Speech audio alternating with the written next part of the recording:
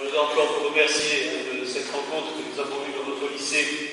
C'était une belle soirée, il y a un moment maintenant, ça fait quelques mois. J'avais bien en mémoire et c'était vraiment des belles paroles qu'on a échangées, puis surtout de vos projets d'avenir, de ce que vous imaginez les uns et les autres de faire voilà, pour votre vie. Alors aujourd'hui, donc, c'est quand même le grand jour de votre vie, puisque Dieu vous a donné rendez-vous. L'unique rendez-vous, il va vous donner son Esprit Saint et vous avez répondu et vous êtes venu au rendez-vous. En plus, vous êtes venu dans un petit village. Je crois qu'il y a un moment qu'il n'y a pas eu de confirmation ici. Voilà. Là, vous avez répondu à ce rendez-vous que Dieu vous a fixé. Alors, je vais repartir un peu de la parole de Dieu pour éclairer avec vous le sens de votre confirmation et en particulier le fait que Dieu veut vous donner son Esprit Saint. D'abord, dans l'Apocalypse, on a entendu des paroles très fortes, et l'Apocalypse, c'est une vision de la fin. Alors, non pas catastrophique, parce que souvent on dit l'Apocalypse, c'est catastrophique, mais là, c'est pas du tout ça. En tout cas, dans l'Église chrétienne, l'Apocalypse, c'est une vision de la fin. Qu'est-ce qui, finalement, pourquoi tout ça? Pourquoi le monde? Et on a entendu, donc si vous l'avez entendu, que c'est la vision d'une ville, c'est Jérusalem. Et ce n'est pas la Jérusalem géographique ou actuelle, c'est la Jérusalem du ciel qui descend et qui, on nous dit donc que normalement, au milieu de Jérusalem, il y a le temple de Dieu. Or là, il n'y a pas de temple. C'est une ville extraordinaire et le temple, en fait, c'est Jésus. Et il vient habiter parmi nous, il vient habiter dans notre cœur. Pourquoi une ville? Parce que évidemment, ce sont des habitants et donc c'est une harmonie.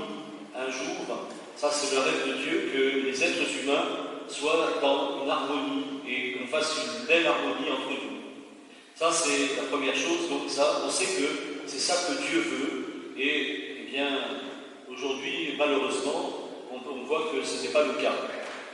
Et du coup, cette Jérusalem céleste, qu'on aimerait voir descendre un jour, qui est belle, tout le monde s'entend, où il n'y a pas de temple, c'est plus une église, c'est pas un temple, c'est Jésus lui-même. Bien aujourd'hui, c'est le chaos dans le monde, et vous l'avez constaté vous-même. D'ailleurs, certains d'entre vous veulent s'engager dans l'armée, dans les pompiers et autres, pour pouvoir justement faire quelque chose pour ce monde. Mais c'est un monde de chaos, et vous l'avez constaté vous-même. Et ce monde, en fait, ça veut dire qu'on est à la fin aussi de toute une civilisation, de tout un monde. Vous êtes jeunes, donc nous on est un peu plus vieux, mais c'est pas très non plus important.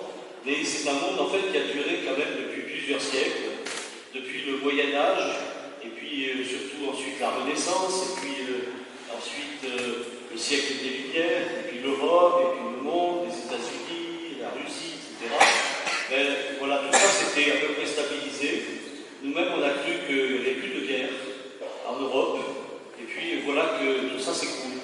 Et que les vieux démons, des uns et des autres, je dis bien des uns et des autres, sont revenus. Et donc, on est maintenant, nous, dans ce monde-là, et ça ressemble en fait à d'autres périodes de l'histoire. Et d'ailleurs, si notre nouveau pape a choisi le nom de Léon XIV, eh bien, c'est pas innocent, parce que, d'abord, il se réfère à Léon XIII, qui était au début du siècle dernier, qui lui-même avait beaucoup réfléchi sur comment le monde est en train d'évoluer. Et en fait, le premier pape qui s'appelait Léon, qu'on appelle Léon le Grand, il était en fait dans la même situation, bizarrement que nous, et c'est peut-être pour ça que le pape a choisi ce nom, c'est-à-dire c'était l'écroulement de l'Empire romain. L'Empire romain avait été très stable. Voilà, c'était on pensait que tout ça allait durer, et puis d'un coup, les Huns, les Ostrogoths, enfin je ne suis pas très calé en histoire, tout ça débarque et fait couler l'Empire d'Occident. Et c'est un écroulement quasiment complet qui va se produire. Et d'ailleurs, on voit le pape Léon, le premier, qui va discuter avec Attila. Alors je ne veux pas faire de comparaison, savoir qui est Attila aujourd'hui. Non, enfin, chacun peut penser à quelqu'un, à plusieurs personnes. Et donc, voilà, c'est donc une période maintenant dans la vie du monde et dans la vie de l'Église. Et ça, c'est vous l'Église maintenant, à laquelle on est en train de rentrer, c'est-à-dire durablement une explosion en fait de tout ce qui paraissait solide, des frontières, du droit et de tout le reste. Ça, c'est la première chose. Donc, en fait, l'esprit qui va venir en vous aujourd'hui, en fait, va venir aussi pour que l'Église que vous êtes puisse traverser ce qu'elle a fait pendant des siècles, traverser toutes ces crises, et surtout de tenir que l'être humain doit être préservé et défendu de toutes nos forces. Ça, c'est la première chose. Donc, marquez bien ça dans votre cœur. Vous faites partie de l'histoire. Ce n'est pas uniquement le petit segment de votre vie. J'espère que vous vivrez vieux, moyenne 90, 100 ans, paraît-il, pour vous. Mais en tout cas, ce n'est pas beaucoup dans l'histoire. Mais pensez à ça. Vous rentrez dans l'histoire avec l'Esprit Saint. Alors ça, c'est la première chose. La deuxième chose, c'est actuellement, vous êtes privilégiés. Vous êtes privilégiés d'abord par rapport à tous vos amis qui ne vont pas recevoir le Saint-Esprit. Pourquoi? Soit parce qu'ils n'ont pas envie, soit parce que leurs parents ne vont pas proposer, ou peut-être que Dieu lui-même, d'ailleurs, vous a choisi vous, pas les autres, pour pouvoir recevoir le Saint-Esprit. Donc il a vu quelque chose en vous qui ressemble à Jésus, et il croit vraiment, en vous donnant rendez-vous, que vous allez pouvoir ressembler à Jésus, c'est-à-dire concrètement faire quelque chose dans ce monde à travers ce que vous allez décider pour votre vie. Et ça, c'est important parce que beaucoup de jeunes actuellement, à cette heure-ci d'ailleurs, dans le monde, sont en train de mourir dans les guerres. Alors je ne vais pas faire la liste, mais en Ukraine, en Russie, en Palestine, à Gaza, en Israël, en Afrique, soit parce que ce sont des guerres, soit parce qu'il n'y a plus d'eau, soit parce qu'il y a la sécheresse, soit parce qu'il y a la misère, enfin, on peut faire des listes énormes, mais vous êtes privilégiés, et soyez-en conscients aussi, parce que ce privilège que vous avez, ça vous donne aussi une mission, une vocation. Vous avez une vocation.